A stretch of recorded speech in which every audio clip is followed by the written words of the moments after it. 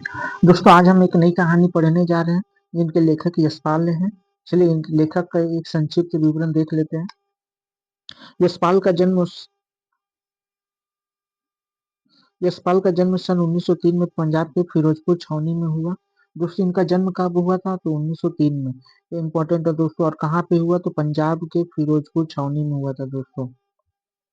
प्रारंभिक प्रारंभिक शिक्षा कांगड़ा में ग्रहण करने के बाद लाहौर के नेशनल कॉलेज में उन्होंने बीए किया।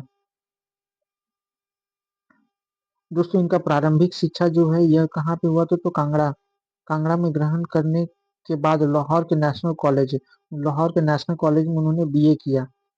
वह वहाँ उनका परिचय भगत सिंह और सुखदेव से हुआ था दोस्तों। यही नेशनल लाहौर के लाहौर का जो नेशनल कॉलेज है यहीं पे उनका परिचय किससे हुआ था दोस्तों तो भगत सिंह और सुखदेव से हुआ था। नेशनल कॉलेज में इनका परिचय भगत सिंह और सुखदेव से हुआ।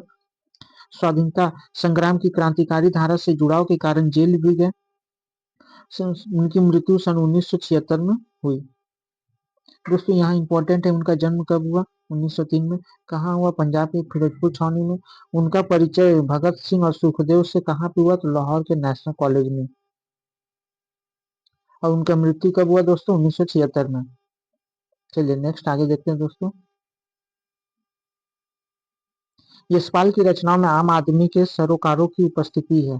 जो यशपाल की कहानी है दोस्तों इसमें आम आदमी का जो सरो सरोकारों की उपस्थिति है ये यथार्थवादी मतलब वास्तविकता शैली में लिखी गई है। ये यथार्थवादी शैली की विशिष्ट रचनाकार हैं दोस्तों। इनके जो एक ऐसी शैली के लेखक हैं तो यथार्थवादी एकदम वास्तविकता विशिष्ट रचनाकार है। सामाजिक विषमता राजनीति के पाखंड रूढ़ियों के खिलाफ उनकी रचनाएं मुखर है। उनके कहानी संग्रह में ज्ञानदान, तर्क का तूफान, पिंजरे की उड़ान व दुलिया, फूलों का कुर्ता उल्लेखनीय है। उनका झूठा सच उपन्यास भारत विभाजन की एक त्रासदी का मार्मिक दस्तावेज है दोस्तों। ये कि उनका एक उपन्यास है दोस्तों झूठा सच। यह जो है यह भारत विभाजन की त्रासदी जो भारत विभाजन का घटना हुआ त्रासदी का मतलब घटना दोस्तों घटना का मार्मिक दस्तावेज है। यह एक मतलब ऐसा दस्तावेज है जिसमें पूरा भारत विभाजन का मार्मिक दस्तावेज है। अमिता अमिता दिव्या, पार्टी कॉमरेड, दादा कॉमरेड, तेरी मेरी उसकी बात इनके अन्य प्रमुख उपन्यास हैं। दोस्तों इनके अन्य प्रमुख उपन्यास हैं अमिता, दिव्या, पार्टी कॉमरेड, दादा कॉमरेड, तेरी मेरी उसकी बात। भाषा की स्वाभाविकता और सजीवता उनकी रचनागत विशेषता है दोस्तों। इसमें इम्पोर्टेंट ये है दोस्तों कि वो किस शैली के रचनाकार हैं तो वह यथार्थवादी शैली के रचनाकार हैं। और उनका झूठा सच जो है भारत विभाजन का त्रासदी है दोस्तों। यह बहुत इंपॉर्टेंट क्वेश्चन है दोस्तों। चलिए नेक्स्ट यहाँ से हम लोग कहानी शुरू करें दोस्तों। कहानी का नाम है लखनवी अंदाज। दोस्तों यह कहानी आप 10 क्लास में पढ़ चुके होंगे लेकिन चलिए मैं फिर से शुरू करता हूँ जी। आपका रिवीजन अच्छा हो जाएगा दोस्तों। मुफस्सिल की पैसेंजर ट्रेन चल पड़ने की उतावली में फुकार रही थी। जो एक पैसेंजर ट्रेन है दोस्तों वह चलने के लिए फुकार रही थी और चल पड़ने की उतावली में फुकार रही थी मतलब हॉर्न वगैरह दे रही थी। आराम से सेकेंड क्लास में जो जो फर्स्ट क्लास होता है दोस्तों सेकंड क्लास होता है स्लीपर क्लास होता है जनरल क्लास होता है जनरल बोगी होता है उसमें वह आराम से सेकंड क्लास में जाने के लिए दाम अधिक लगते हैं। मतलब ये जो है जो सेकंड क्लास होता है उसमें अगर जाना है आपको तो उसमें बोला जा रहा है कि उसमें दाम अधिक लगते हैं। दूर तो जाना नहीं था बोल रहे दूर तो जाना नहीं था भीड़ से बचकर एकांत में नई कहानी के संबंध में सोच सकने और खिड़की से प्राकृतिक दृश्य देख सकने के लिए टिकट सेकंड क्लास का ही ले लिया। दोस्तों यहाँ पे ये लेखक जो भी है वो बोलना चाह रहे लेखक यशपाल जी हैं तो वो बोलना चाह रहे कि एक जो पैसेंजर ट्रेन है वो चल पड़ने के लिए फुकार मतलब हॉर्न दे रही है आराम से सेकंड क्लास जो सेकंड क्लास होता है दोस्तों फर्स्ट क्लास सेकंड क्लास में जाने के लिए दाम अधिक लगता है तो सेकंड क्लास में जाने के लिए दाम अधिक लगता है। बोल रहे दूर तो जाना नहीं था लेखक को दूर तो जाना नहीं है भीड़ से बचकर और भीड़ से भी बचना नहीं है एकांत में नई कहानी के संबंध में सोच सकने, मतलब दोस्तों जो लेखक लोग होते हैं वो लोग अपना अधिकतर समय एकांत में व्यतीत करते हैं और नई नई कहानी को, मतलब कहानी के बारे में वो सोच भी, उनके मन में वो सोच चलते रहता है, ये कहानी ऐसे लिखना है वैसे लिखना है। और खिड़की से प्राकृतिक दृश्य, दोस्तों ट्रेन में जब भी बैठते हैं तो हम लोग भी सोचते हैं कि हम लोग खिड़की के सामने बैठे, क्योंकि खिड़की से बहुत सुंदर नजारा देखने को मिलता है। तो खिड़की से प्राकृतिक दृश्य देख सकने के लिए टिकट सेकंड क्लास का ही ले लिया। दोस्तों जो लेखक हैं वह टिकट किसका लिए, तो सेकंड क्लास का ही ले लिए। चलिए आगे, गाड़ी छूट रही थी, जो गाड़ी है वह अब, ट्रेन जो है वो चल रही थी, सेकंड क्लास से के एक डिब्बे को खाली समझकर, सेकंड क्लास के एक डिब्बे को खाली समझकर जरा दौड़कर उसमें चढ़ गए।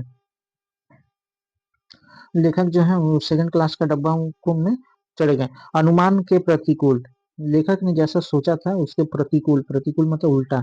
डिब्बा निर्जन नहीं था, निर्जन मतलब खाली नहीं था दोस्तों।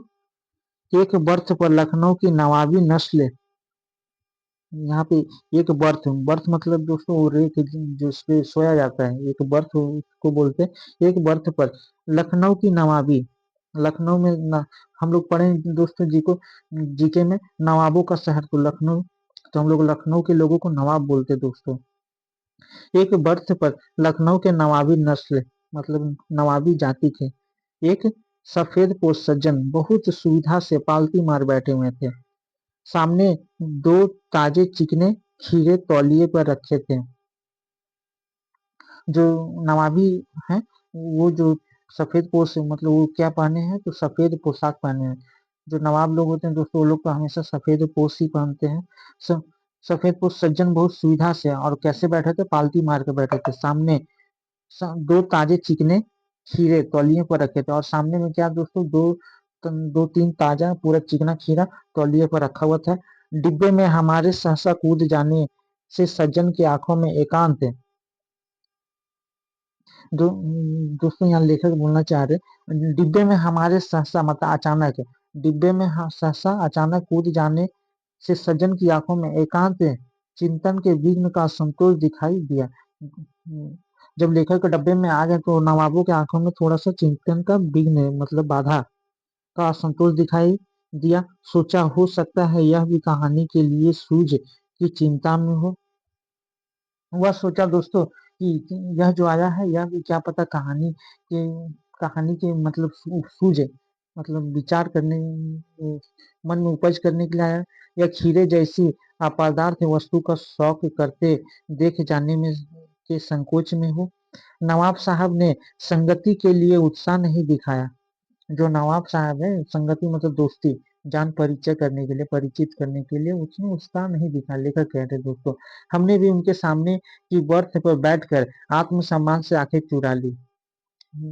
लेखक ये बोलना चाह रहे दोस्तों, जब हम उस डब्बे के बर्थ वाले में गए तो हमारे सामने जो नवाब बैठे थे वह हमसे परिचित करने के लिए उत्साहित नहीं था। तो हम भी अपनी वो जो उनका जो लेखक का सीट है ना, सामने नवाब साहब के सामने वाला है, और वह उस पर बैठकर आत्मसम्मान से आंखें चुरा ली।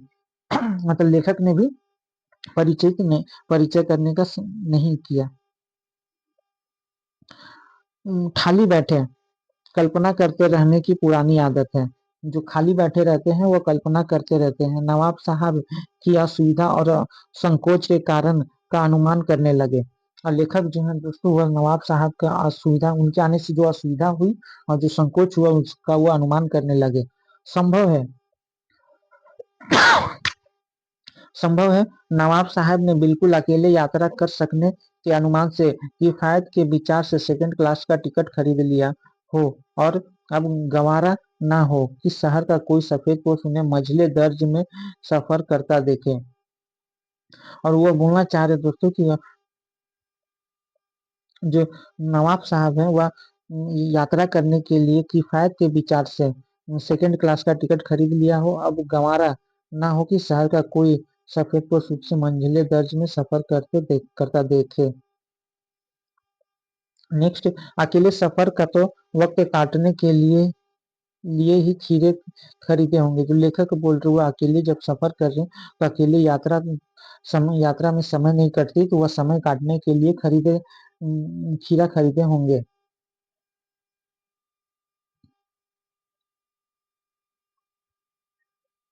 और अब किसी सफेद पोश के सामने खीरा कैसे खाएं? हम कनखियों से नवाब साहब की ओर देख रहे थे। हम मतलब सीधा नहीं देख रहे थे दोस्तों, टेढ़ा बीच बीच में कनखियों से। नवाब साहब कुछ देर गाड़ी की खिड़की से बाहर देखकर स्थिति पर गौर करते रहे।